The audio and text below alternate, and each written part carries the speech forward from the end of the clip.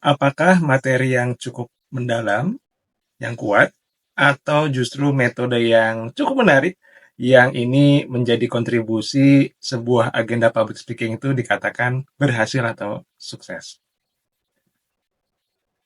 Dua hal ini seringkali menjadi perbincangan.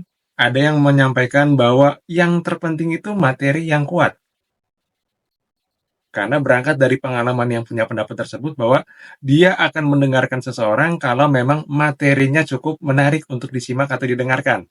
Tidak peduli siapa yang menyampaikan dan tidak peduli bagaimana cara membawakannya. Namun sebaliknya, ada juga yang punya pendapat bahwa yang terpenting itu metodenya.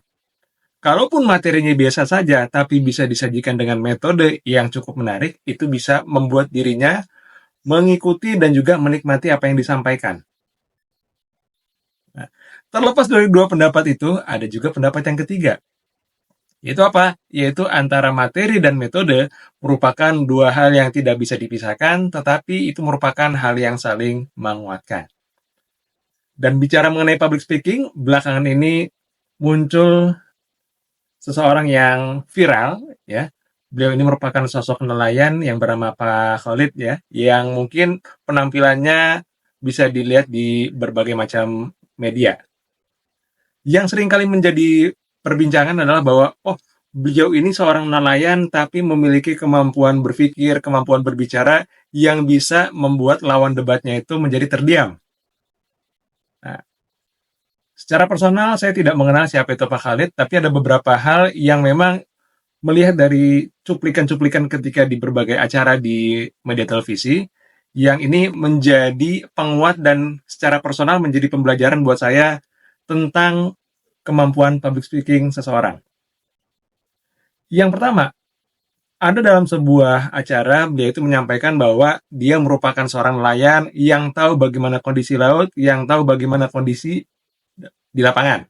Ya, artinya apa? Artinya, ketika kita ingin menyampaikan sebuah gagasan, sebuah ide, ataupun sebuah keilmuan, pastikan bahwa kita memiliki pemahaman yang utuh, pemahaman yang kuat, dan pemahaman yang menyeluruh terkait apa yang kita sampaikan.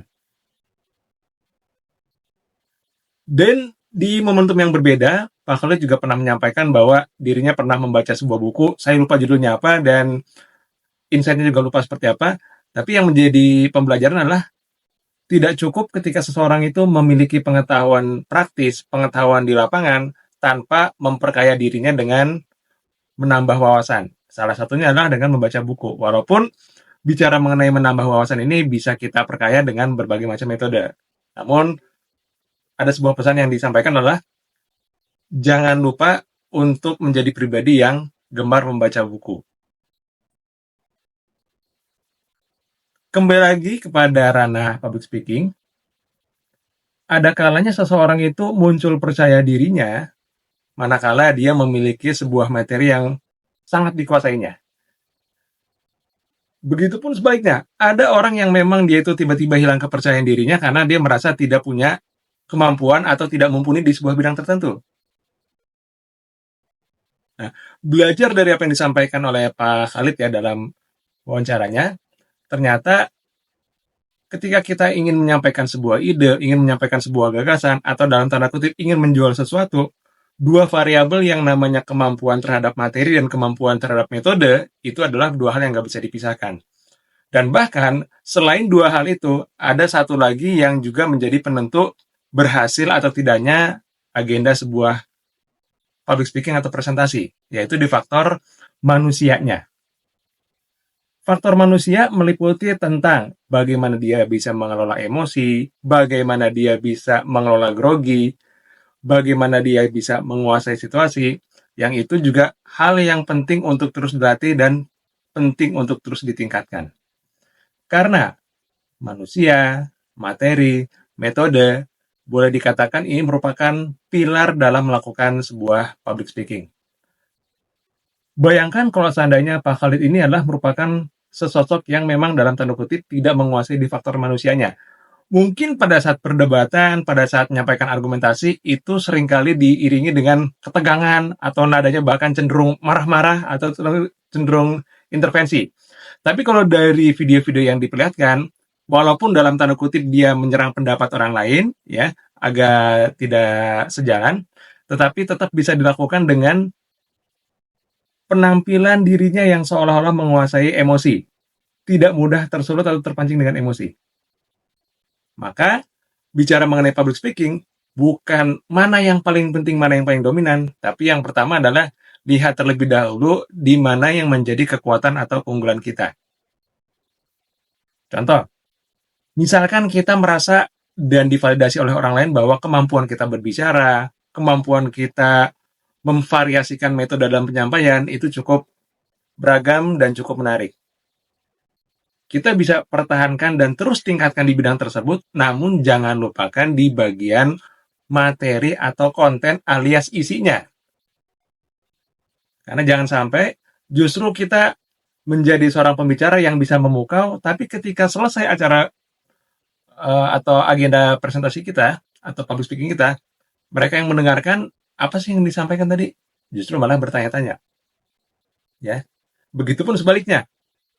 Kalau memang kita kuat di materi, kuat di ide, di konsep, di gagasan, perkaya juga diri kita dengan cara menyampaikannya supaya apa yang sudah kita miliki bisa diterima dengan baik oleh mereka yang mendengarkan apa yang kita sampaikan atau kita ucapkan. Dan pastikan mantapkan diri kita terlebih dahulu ya dalam mengelola emosi, mengelola situasi, mengelola keadaan sehingga kita bisa betul-betul menyampaikan dengan baik dan bisa diterima juga oleh siapapun yang mendengar apa yang kita sampaikan atau kita ucapkan.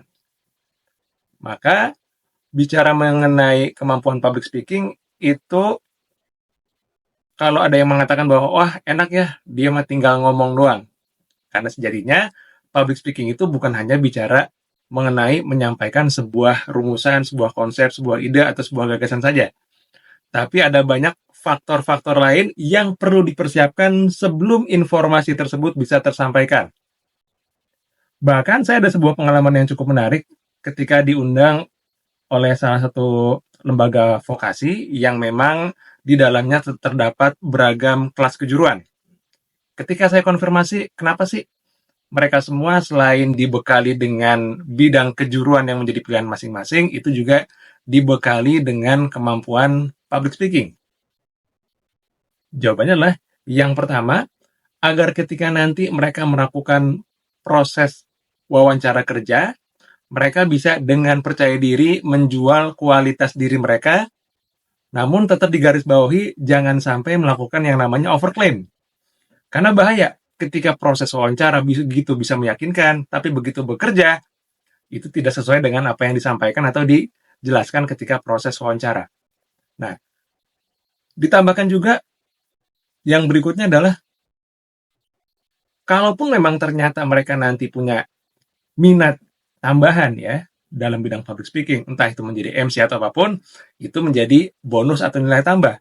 Termasuk ketika mereka akhirnya terpikir bahwa, oh menarik juga nih, ilmu public speaking merupakan ilmu yang dibutuhkan bahkan di era sosial media saat ini, di mana orang bisa membagikan ilmu, membagikan pengalamannya, itu melalui platform sosial media.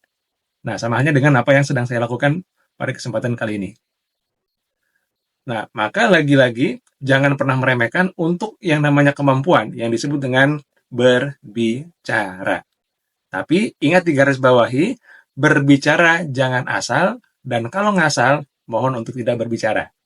Karena bicara itu menggunakan nada, menggunakan kata-kata, yang setiap kata-kata itu memiliki makna atau arti. Ya. Dan dari arti inilah lahir yang namanya persepsi. Terima kasih dan sukses selalu untuk Anda semuanya.